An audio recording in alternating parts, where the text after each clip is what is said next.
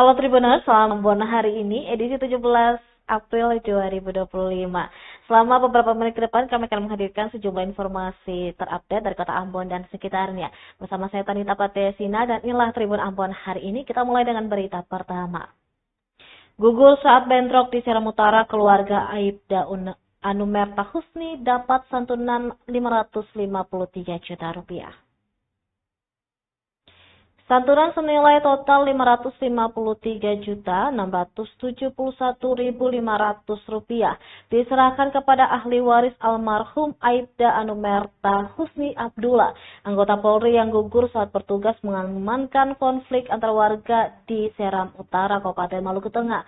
Penyerahan santunan secara resmi dilakukan oleh Kapolda Maluku, Irjen Pol Edi Sumitro Tambunan, di ruang tamu Kapolda Maluku pada Rabu 16 April 2025. Acara tersebut turut dihadiri oleh Karo SDM Polda Maluku, perwakilan dari PT Asabri, dan perwakilan dari Bank Mandiri Taspen. Almarhum Aibda Husni Abdullah gugur saat berupaya melerai dan mengamankan konflik antar warga yang terjadi di Seram Utara. Sebagai bentuk penghargaan atas jasa dan pengabdiannya, almarhum dinaikkan pangkat satu tingkat lebih tinggi menjadi Aibda Anumerta. Pemberian santunan ini merupakan wujud penghormatan dan tanggung jawab dari institusi Polri, PT Asabri, Bank Mandiri Taspen, dan Polda Maluku kepada keluarga personil yang telah berkorban dalam menjalankan tugas negara. Rincian santunan dan hak yang diterima oleh ahli waris almarhum Aibda Anumerta Husni Abdullah meliputi santunan risiko kematian khusus dari PT Asabri sebesar 450 juta, nilai tunai tabungan asuransi sebesar Rp33.671.500, juga beasiswa untuk anak almarhum sebesar Rp60 juta, dan tali asi dari Bank Mandiri Taspen sebesar Rp10 juta. Total keseluruhan santunan yang diterima ahli waris mencapai Rp553.671.500. Dalam kesempatan tersebut, Kapolda Maluku Irjen Pol Edi Sumitro Tambunan kembali menyampaikan rasa duka cita yang mendalam atas kepergian salah satu personil terbaik Polda Maluku itu. Ia juga menyampaikan apresiasi atas perhatian dan kerjasama yang diberikan oleh PT Asabri dan Bank Mandiri Taspen dalam mendukung kesejahteraan keluarga anggota Polri yang gugur dalam tugas. Lebih lanjut, Kapolda Maluku menegaskan bahwa penyerahan santunan ini merupakan bentuk nyata kehadiran negara dalam memberikan penghargaan setinggi-tingginya kepada anggota Polri yang telah mengorbankan jiwa dan raga demi menjaga keamanan dan ketertiban masyarakat. Kegiatan penyerahan santunan ini dihadiri oleh istri dan anak-anak almarhum yang didampingi oleh Polwan dan dari Polres Maluku Tengah, Brigpol Ayu. Suasana haru terasa saat penyerahan santunan dilakukan, namun di balik itu juga terpancar rasa terima kasih dan penghargaan dari keluarga almarhum atas perhatian yang diberikan oleh institusi Polri dan pihak terkait.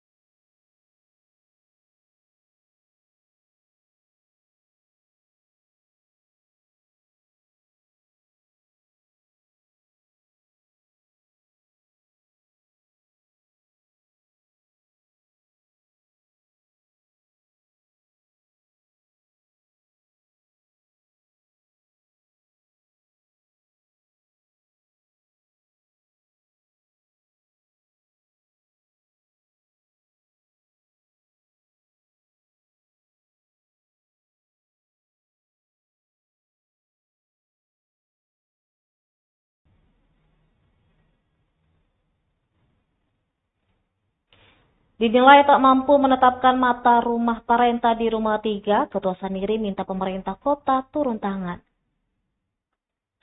Ketua Saniri Negeri Rumah 3, Erhard Hatulesila, meminta pemerintah Kota Ambon menindaklanjuti proses dan penetapan mata rumah parenta sesuai dengan putusan pengadilan yang berlaku. Sebab menurutnya dinilai Saniri tak mampu menyelesaikan persoalan tersebut.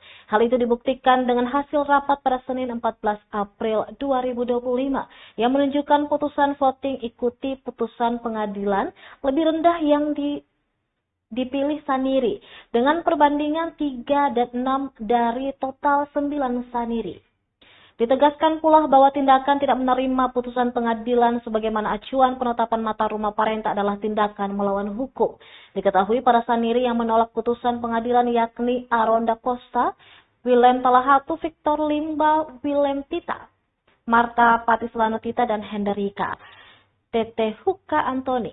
Sementara menerima putusan pengadilan diantaranya Erhard Hatulesila, Willem Narua, dan Yan Hatulesila.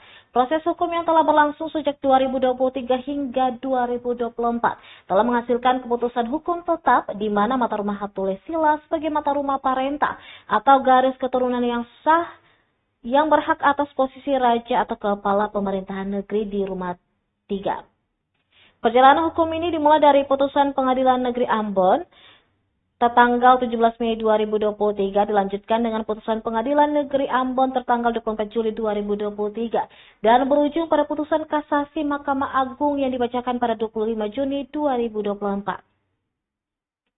Dalam putusan tertinggi, Mahkamah Agung menegaskan menolak permohonan kasasi yang diajukan oleh Walter Da Costa, Erhard Hatulesila selaku Ketua Saniri Rumah 3 dan Albertina Tita melawan Yakobus Hatulesila selaku Kepala Mata Rumah Hatulesila serta menghukum para pemohon untuk membayar biaya perkara tingkat kasasi sebesar Rp500.000.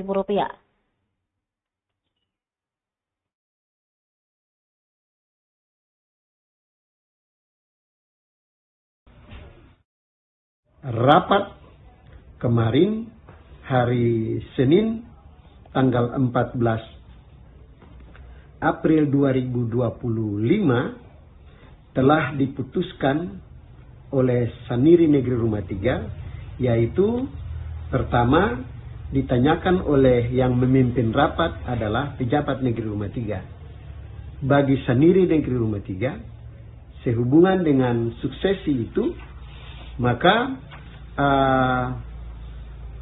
karena tidak mendapat kesepakatan di dalam proses sebagaimana yang ditetapkan oleh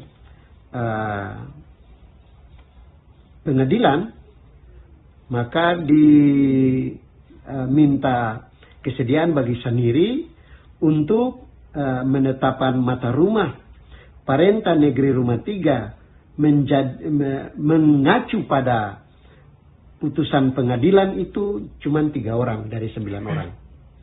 Sedangkan untuk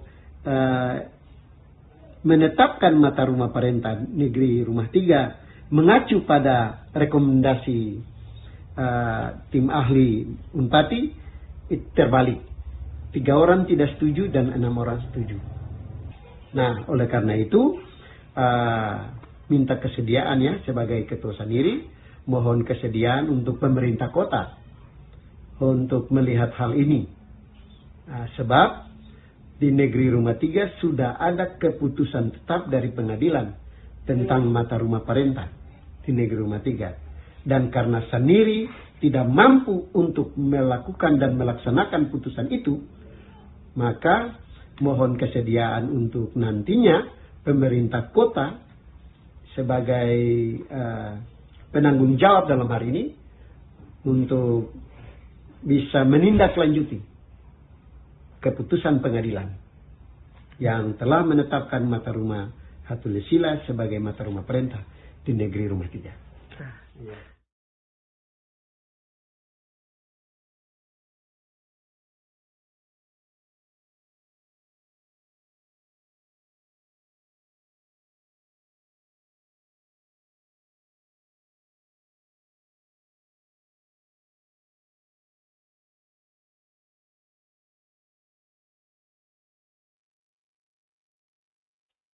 Tazera menghadirkan minuman segar kekinian di pantai air Salobar, cocok untuk menikmati senja.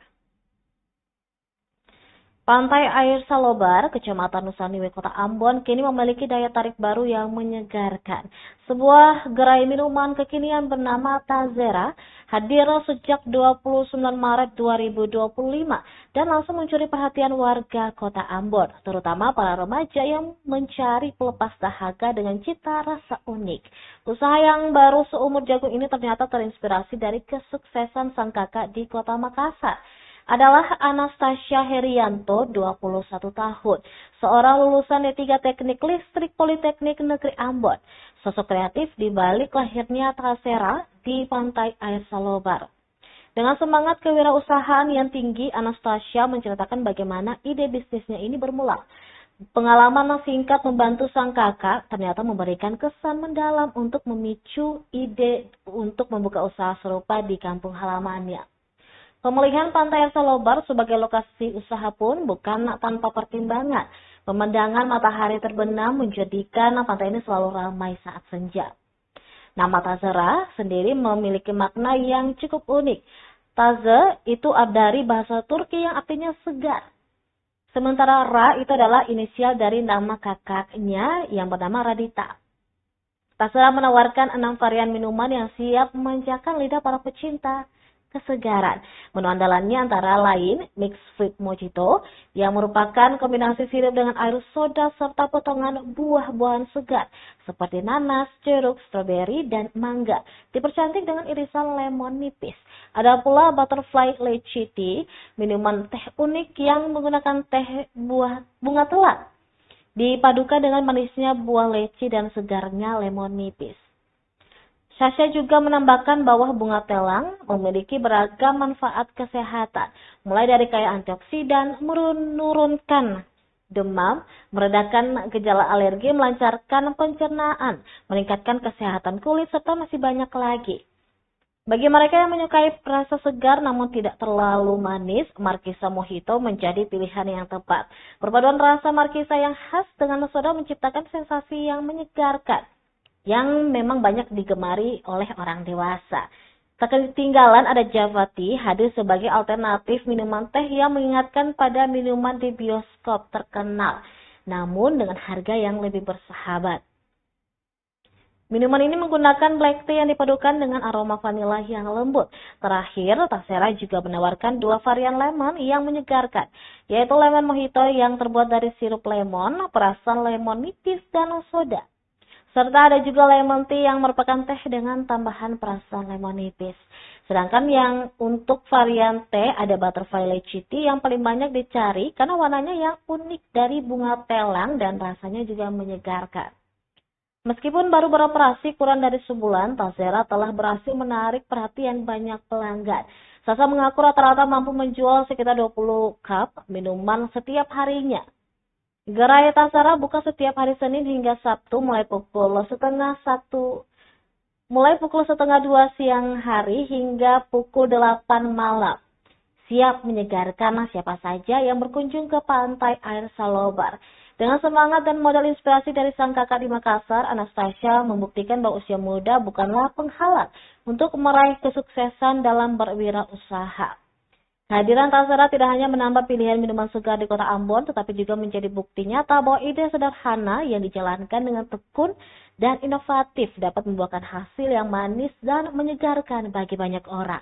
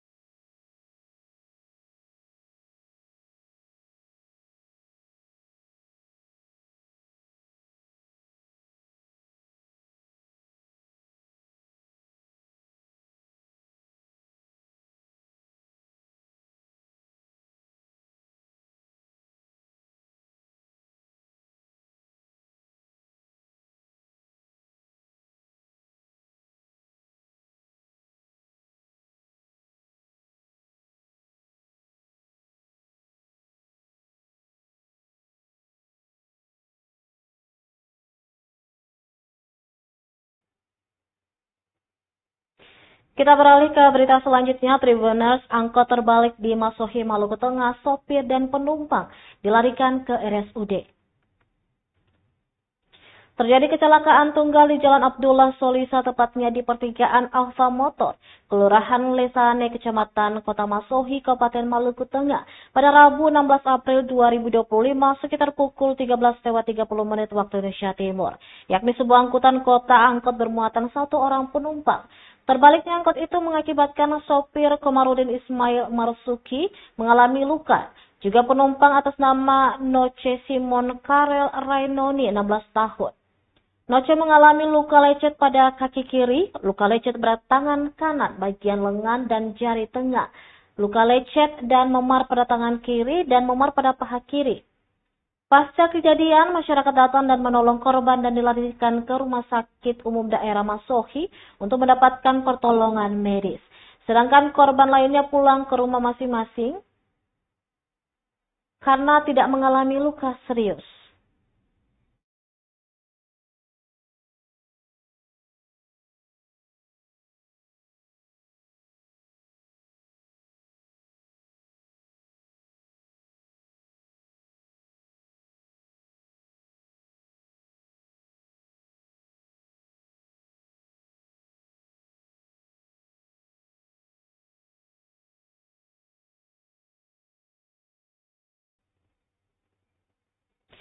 Masa jabatan resmi 8 tahun, 20 kepala desa di Seram bagian timur diperpanjang.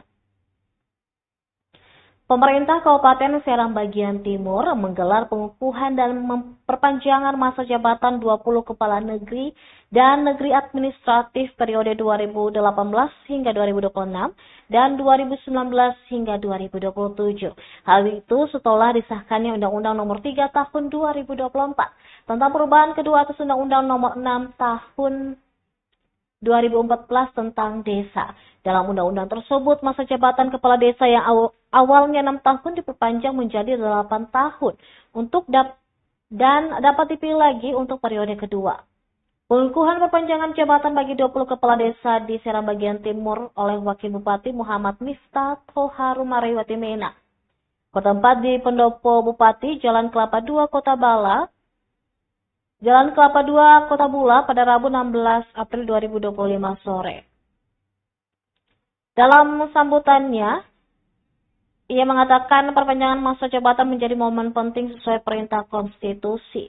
Menurutnya, memperkuat stabilitas dan efektivitas pemerintahan desa dibutuhkan waktu yang cukup untuk merealisasikan program-program strategis ke masyarakat. Ia menyadari kepala negeri dan negeri administratif memiliki posisi strategis sebagai ujung tombak pelayanan publik dan pembangunan di masyarakat, terutama wilayah timur Indonesia seperti Kabupaten Seram bagian timur. Hal ini juga sejalan dengan visi misi Bupati dan Wakil Bupati dalam mendorong kemajuan di kabupaten bertajuk Itawotu Nusa ini. Ia berharap dengan diperpanjangnya masa jabatan, seluruh kepala pemerintahan desa mampu memberikan kontribusi nyata bagi kemajuan daerah dan peningkatan kesejahteraan masyarakat desa di SPT. Untuk diketahui, kegiatan tersebut juga dihadiri oleh PLT Sekda SPT Ahmad Kodri Amahuru, Kepala Bapeda Mirnawati Derlen, dan para pimpinan OPD di lingkup Pemkab Seram bagian timur.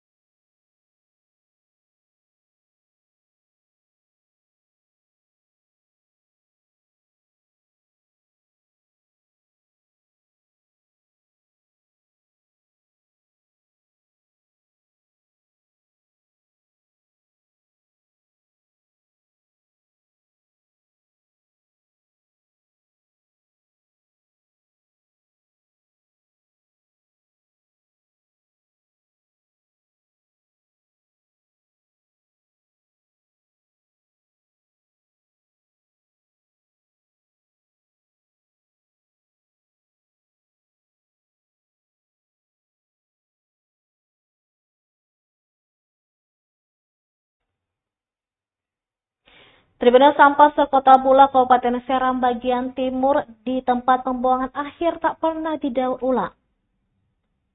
Tempat pembuangan sampah akhir atau TPA di Kota Bula, Kecamatan Bula Air, Kabupaten Seram bagian timur tak pernah didaur ulang pada Rabu 16 April 2025. Pantauan tribuambon.com di lokasi tampak sampah warga sekota Bula membumbung tinggi.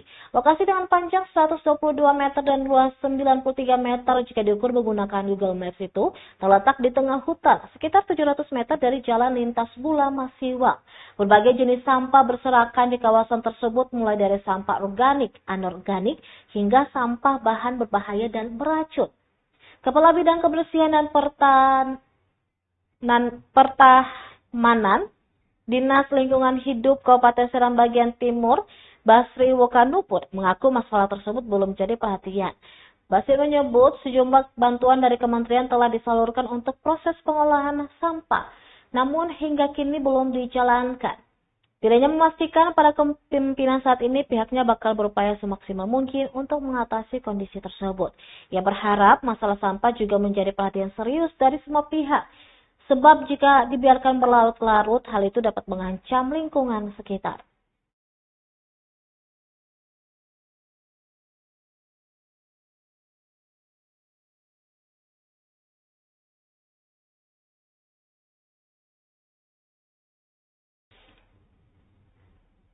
Kekurangan anggaran dan sumber daya manusia menjadi alasan Delha Seram bagian Timur belum bisa mengelola sampah di TPA. Dinas Lingkungan Hidup Kabupaten Seram bagian Timur masih menghadapi kendala besar dalam mengelola sampah di tempat pembuangan akhir. Masalah utama yang dihadapi adalah terbatasnya anggaran dan minimnya sumber daya manusia yang tersedia.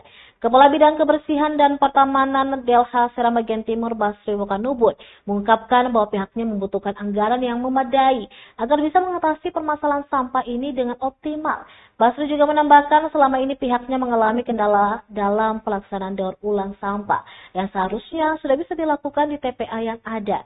Dia menegaskan bahwa meskipun menghadapi kendala besar, Delha Seram bagian Timur tetap berusaha untuk menanggulangi masalah sampah di daerah ini.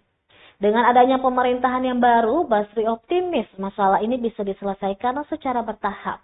Sementara itu, Basri juga menyinggung tentang pembangunan TPS 3R atau tempat pengelolaan sampah recycle yang sempat dibangun pada masa pemerintahan sebelumnya di dua lokasi, yakni di Bula Air dan Tanah Merah. Namun pembangunan tersebut tidak dapat berfungsi maksimal karena terkendala anggaran.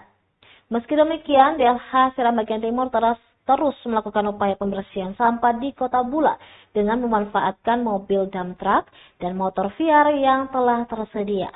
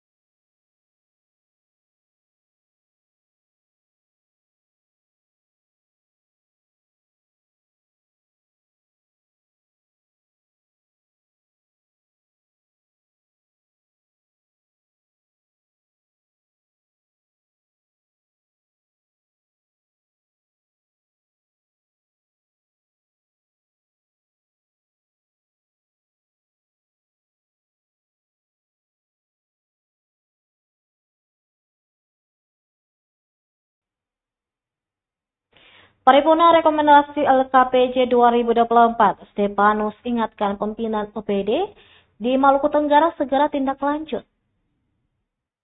DPD Kabupaten Maluku Tenggara menggelar rapat paripurna tentang penyampaian rekomendasi laporan keterangan pertanggungjawaban LKPJ tahun anggaran 2024 pada Rabu 16 April 2025. Rapat paripurna yang dipimpin oleh Ketua DPD Malra Stepanus Layanan itu berlangsung di ruang paripurna kantor DPRD Maluku Tenggara dan dihadiri oleh sekitar 20 anggota DPRD, Wakil Bupati Charles Fialir Hantoknam, serta pimpinan OPD dan sejumlah ASN di lingkup pemerintah kabupaten. Membuka paripurna, Stepanus mengatakan program kerja di tahun 2024 Pansus LKPJ telah melahirkan 19 rekomendasi yang telah disetujui dan ditetapkan. Selain itu, LKPJ 2024 merupakan rangkaian dari pengelolaan keuangan daerah, di mana DPRD telah menyepakati Ranperda tahun 2024 yang dilakukan di November 2023. Butir-butir rekomendasi yang merupakan hasil kerja keras dari DPD Maluku Tenggara dalam hal ini Pansus LKPJ diharapkan digunakan sebagai masukan dalam penyelenggaraan pembangunan.